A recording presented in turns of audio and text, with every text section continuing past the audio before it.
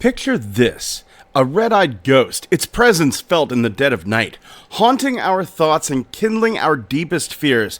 Oh, but that's just the beginning.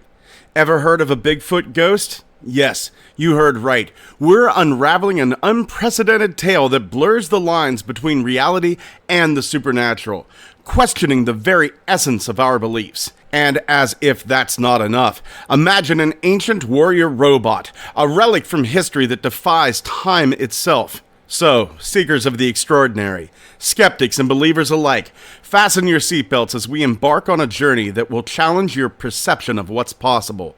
Get ready for a spine-tingling episode where the red-eyed ghost, the Bigfoot ghost, and the ancient warrior robot await to awaken your sense of wonder. This is Strange Pathways, where the unexplained comes to life.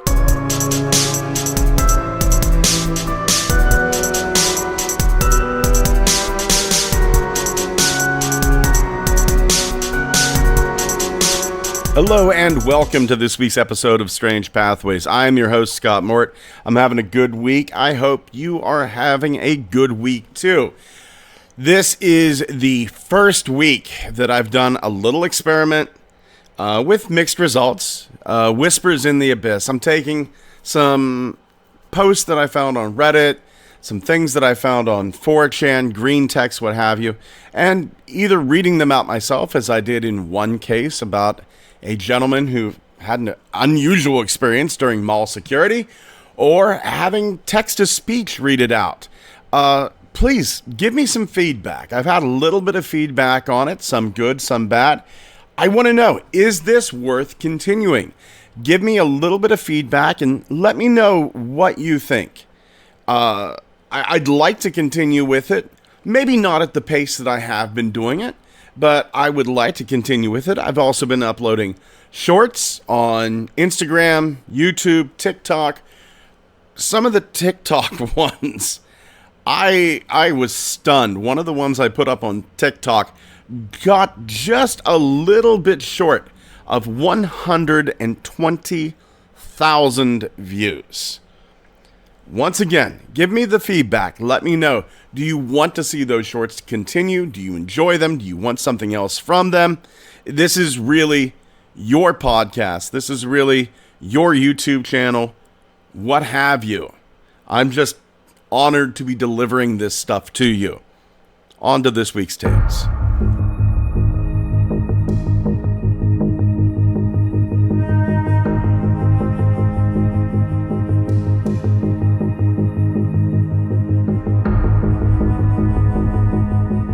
Our first tale takes us back to 2003, Chicago, Illinois. LB and her boyfriend, who would later become her husband, lived in an apartment in the Lakeview neighborhood of Chicago. Now, whenever they first moved to this apartment, LB felt like she was being watched. She would get that pit in her stomach, the hairs on the neck popping up, that sense of unease, if you will. I think everybody has it. It's almost proof of psychic ability. You know when you're being watched. Do the experiment. Pick out a family member or even a stranger and just watch the back of their neck. Give it a count of like 30 or 40, and before you know it, that person's going to be looking left and right. Make of that what you will. LB was young. She was 23 whenever she first moved in. And she was also a senior in college. So she's thinking, oh, this is stress. This is starting out my life as an adult. This is just me. This is 100% me. At the time, LB does not believe in the paranormal. Everything that they've done, they've analyzed it endlessly. They have to see it to believe it. One night, though, LB goes to bed. And LB is just laying there. Cannot get to sleep. That insomnia strikes. LB and her husband, boyfriend at the time, they have 2 cats. Bless them. They normally sleep in the bed with LB and her boyfriend, but not tonight. After a while of just not being able to find sleep, LB sits up in bed and looks out of the bedroom doorway. Now, from LB's doorway, she can see the dining room area. If the cats were playing, they would always end up in the dining room area. And I feel that whenever my cats play, they always end up in the living room. So they are predictable to a certain degree. Any cat owner knows what I'm talking about. The apartment is small, 700 square feet. And that dining room area where they played, it was kind of central to the apartment. She was actually kind of lonely. She was hoping she could see them so she could go, kitty, kitty, kitty, and they would come back and give her company. It was dark.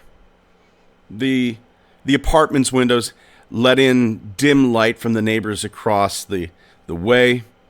Typical large city light pollution, what have you.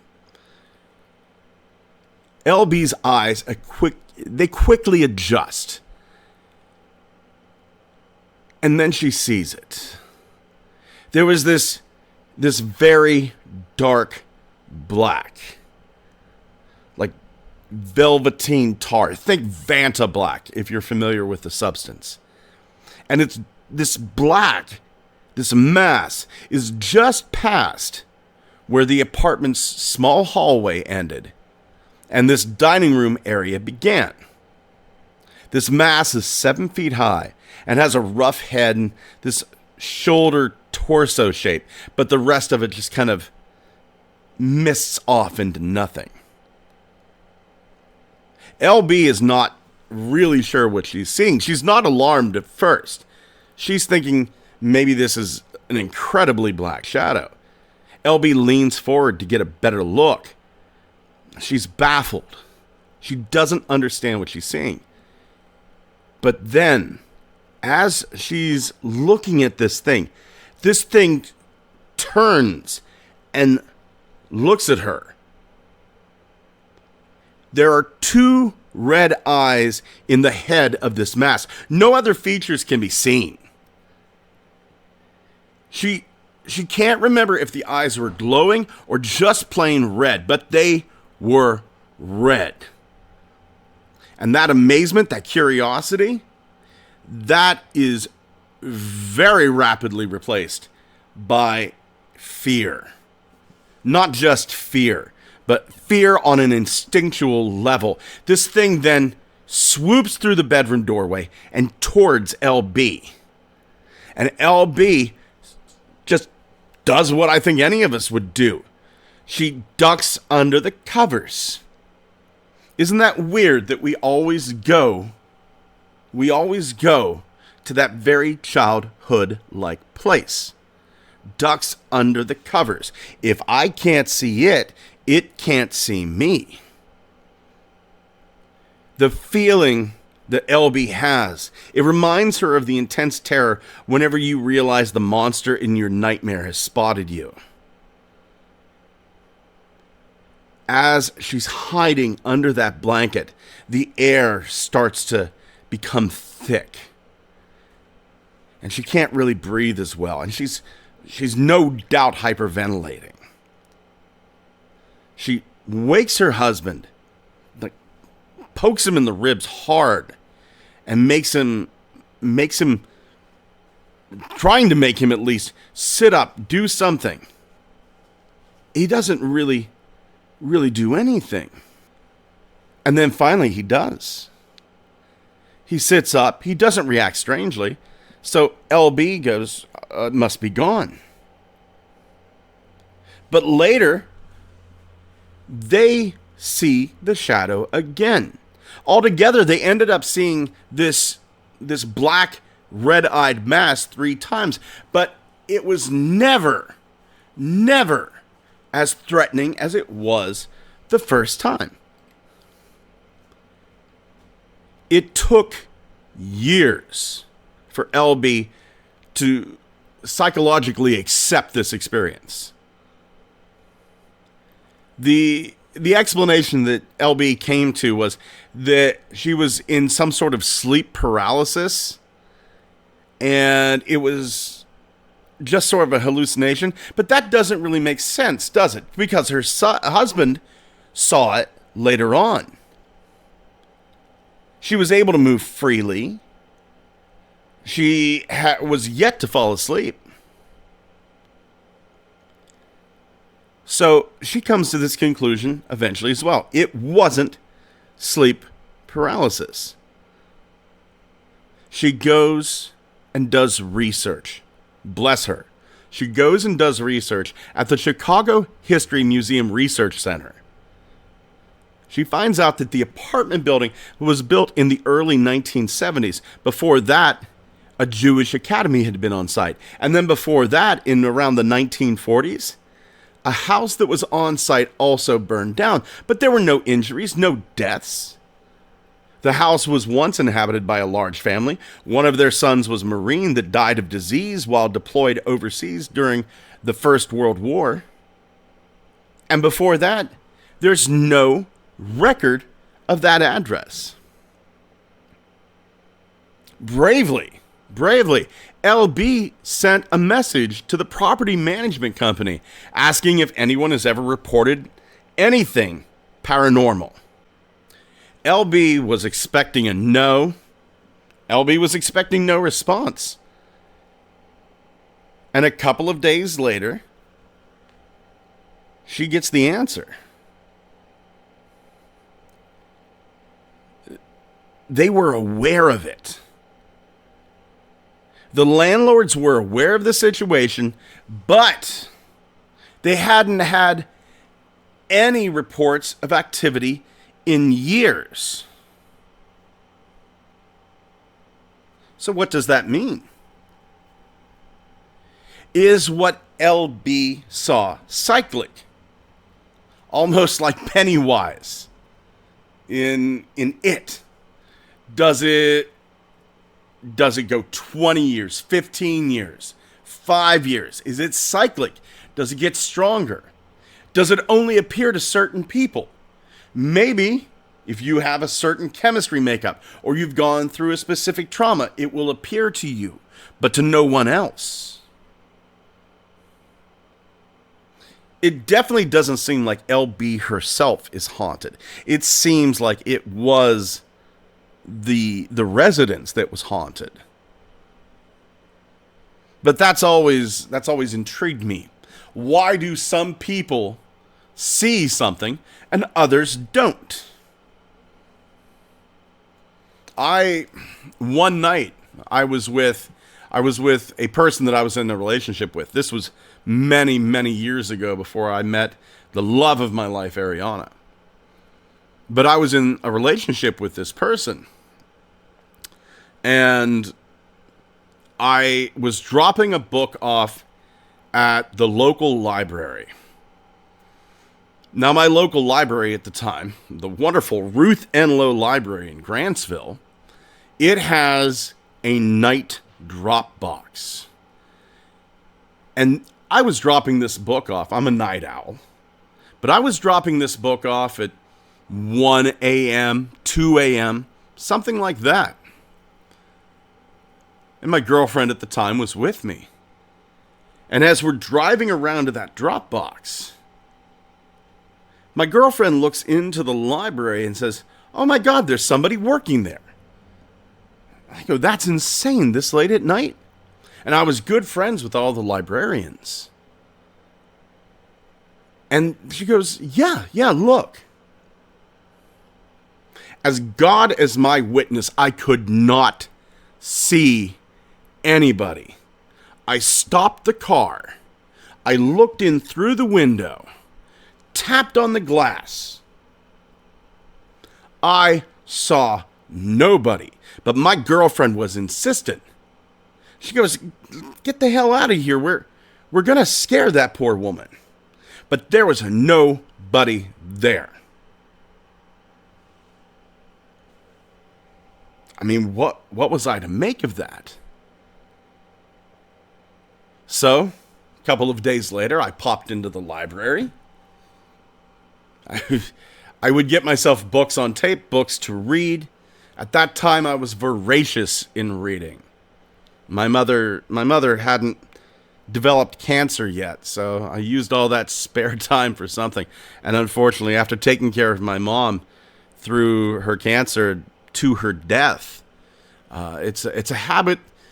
Reading is not a habit that I've picked back up, even though I so desperately want to. I never seem to have the time. But I went out and I talked to one of my friends at the library. And I know she listens to this show. So I won't say your name, but hey, miss you. And she goes, yeah, a few weird things have happened here. But it was very odd because the library had only been built for just a couple of years. Holy shit! Holy shit! Okay, this is getting edited out, but I'm going to tell some of you. I'm going to put this up separately.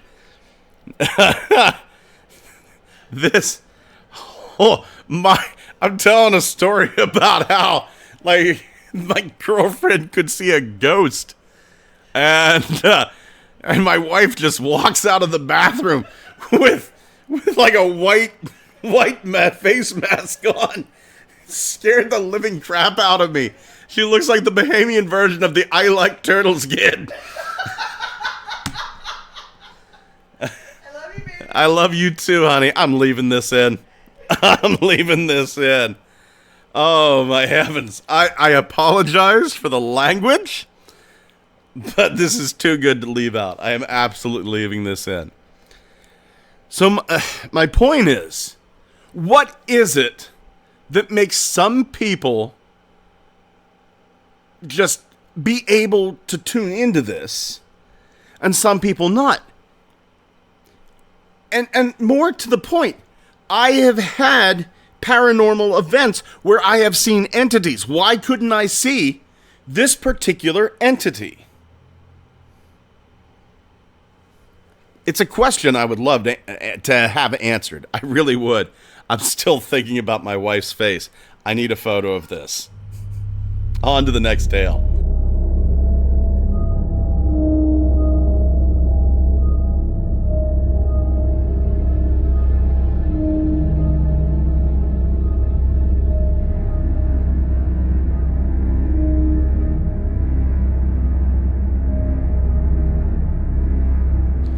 Our next tale is going to take us back to the early 1980s, southeast Missouri. Now, this story is short, and the author, A.M., who wrote into Beyond the Darkness, admits that it's short. A.M.'s parents and neighbors were hanging out. They were having a few beers in the neighbor's yard, and all the kids were playing. It was just after dark, and these kids, they decide to play tag. And it is, as a country boy, I can tell you, it is the perfect time to play tag. Whenever you've got just a little bit of light. It's easy for everybody to hide. It's fun. You don't really know who you're tagging until you're almost on top of them. Now, AM's neighborhood, he figures it's like most neighborhoods.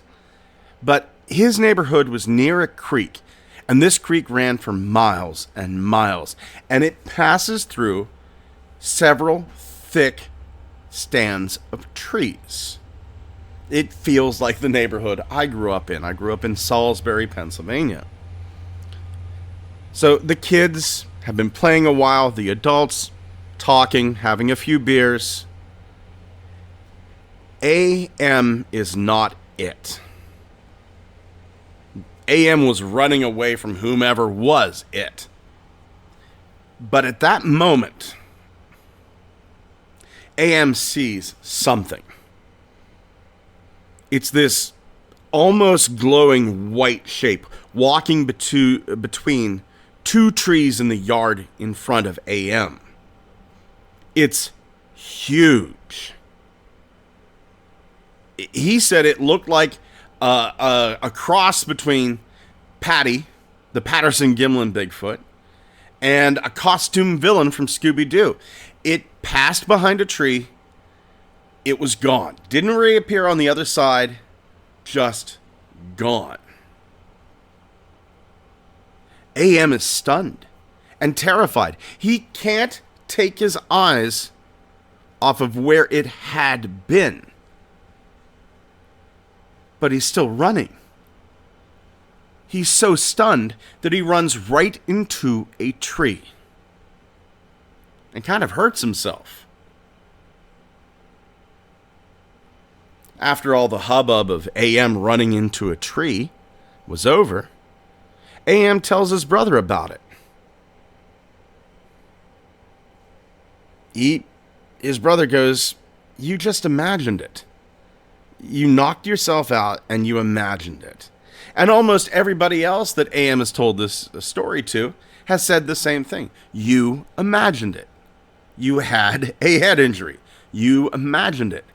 But AM knows what he saw, and that he saw it before he hit the tree. He's gone on to call this, whatever he saw, he calls it Bigfoot's ghost. Now, we have had cases of Bigfoot seemingly vanishing on the spot, Bigfoot tracks leading to the middle of a field and just ending. Maybe what he saw wasn't the ghost of a Bigfoot, even though that is a tantalizing prospect, not going to lie. But maybe what he saw, if Bigfoot is an interdimensional creature, maybe he saw a Bigfoot exiting this reality. Absolutely fascinating.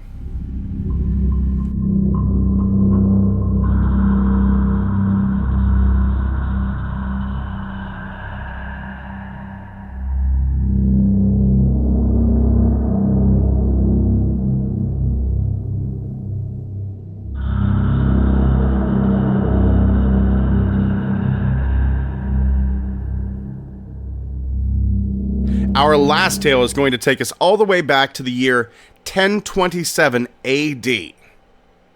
Rajasthan, India. A group of workers are digging in the ground for water. Now they're in this village in the state of Rajasthan called Katu. After digging for about 30 feet, trying to dig this well, they find a strange metal box which was sealed airtight. And on that box, there is one word engraved: Babarik. They break the box open, and they find a skull, but not an ordinary skull. This skull is made of some strange shining metal, and it has 2 eyeballs in the eye sockets. The workers seal the box back up and take it to the king, King Rup Singh Chauhan. King Chauhan calls all of the scholars, the professors, the learned men to his court to try to figure out what this is. What is Babarik's skull?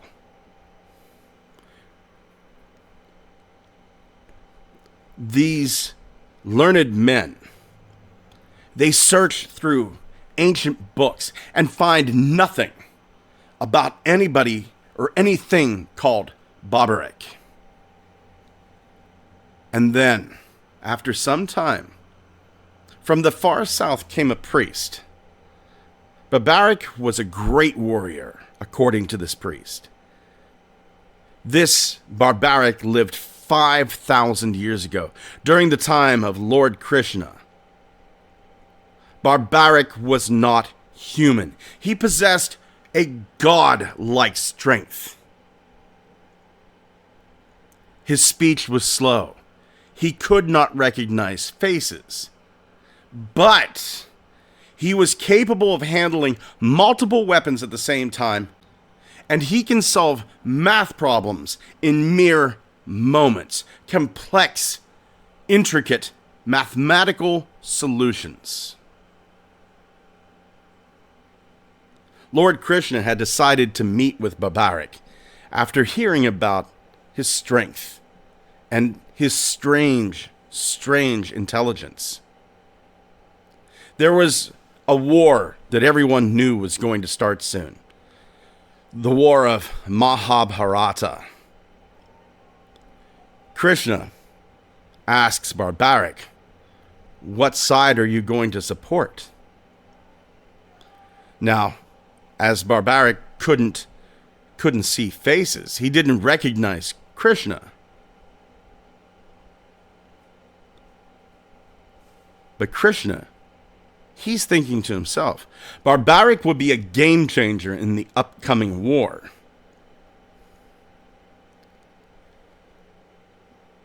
Babarik replies, I will support the side which is weaker than the other side. It's his duty to save as many humans as he could. And this was the way Babarik would behave in battle. He would support the weaker side. But Krishna sees the flawed logic in this. Krishna says if Babarik supports the weaker army and destroys the stronger army, after a certain point, the stronger army becomes the weaker army, and the weaker army becomes the stronger army. What do you do then? Humans would understand. It's not about the size of the army, it's the idea behind it. But Babarik does not understand this concept. He understands numbers. Babarik replies to Lord Krishna, after a certain time, I'll switch sides. And I'll fight the other army, because now they've become stronger. This makes no sense, because if you keep switching between the sides, says Lord Krishna, eventually you'll destroy both sides completely. Krishna decides that Babarik is a weapon that can't be trusted. Krishna tells Babarik this and asks him, can you cut your head off from your own body? And Babarik does. He removes his head, offers it to Krishna, but continues to talk. This is obviously not a human. This doesn't seem like a god. This is a robot. We would recognize this as some sort of robot today. But this is 4000 BC, if I'm doing the math correctly. I'm not Babarik. I can't do math that quick. Now, there are those that claim that Babarik was the grandson of Jimena. But if that were true, the argument can be made he would have been mentioned in the text of Mahabharata. But he's not. He's not.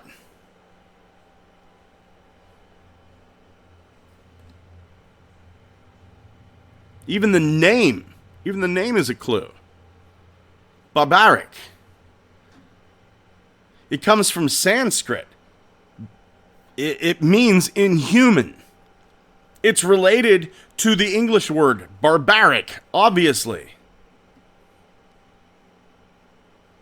It means inhuman. One who does not understand human emotion and thoughts. Oh, but it gets so much weirder.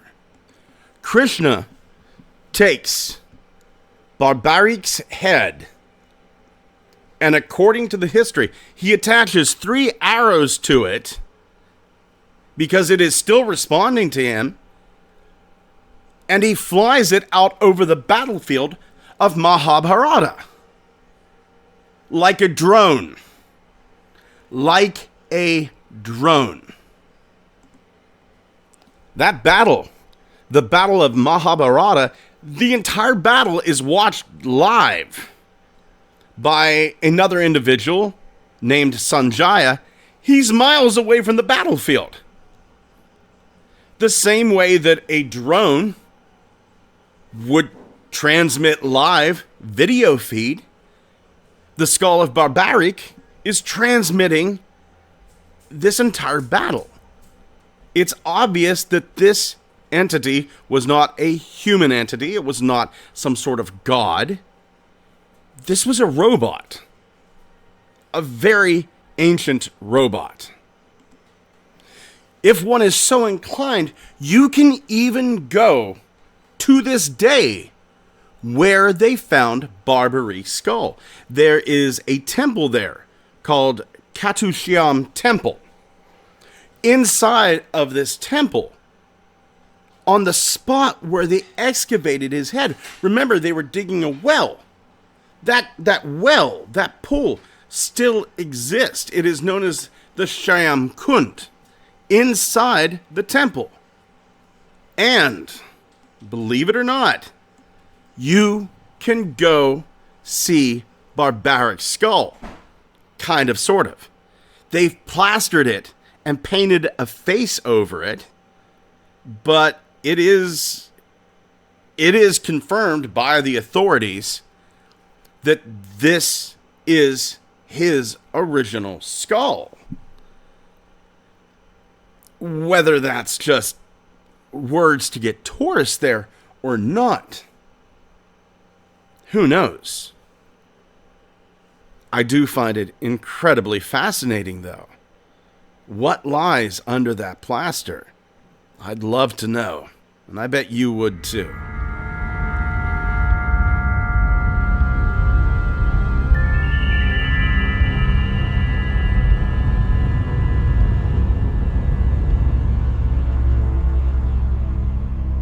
Thank you for joining us once again here on Strange Pathways.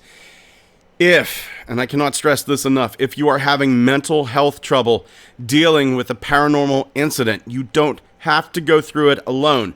Please reach out to the professionals that can help you. The Opus Network, www.opusnetwork.org. The link will be in the description down below. If you want to, get our Spike Island Encounter t-shirt. The link will be down below. Absolutely terrifying. I've had so many people say, I don't like that image. So, if you want to scare me as much as my wife scared me earlier in the episode, feel free to get your Spike Island Encounter t-shirt. Our Twitter is Pathways Strange. TikTok and Instagram, Strange Pathways Podcast. And head over to the Facebook. I'll be sure to have a picture of my wife's lovely yet frightening face up on the Facebook for everyone to see. If you'd like to email me, you can do so at strangepathwaysmail@gmail.com. Be sure to like, comment, subscribe over on the YouTube channel. That sort of stuff really helps us out. And please, please, leave a comment. Let me know, what do you think of Whispers in the Darkness? Do you hate it? Do you love it? Are you ambivalent towards it? What do you think you could make it better? Should I scrap it all together? Please let me know in the comments down below. Thank you so very much for joining me here again this week on Strange Pathways. Take care of yourselves and each other.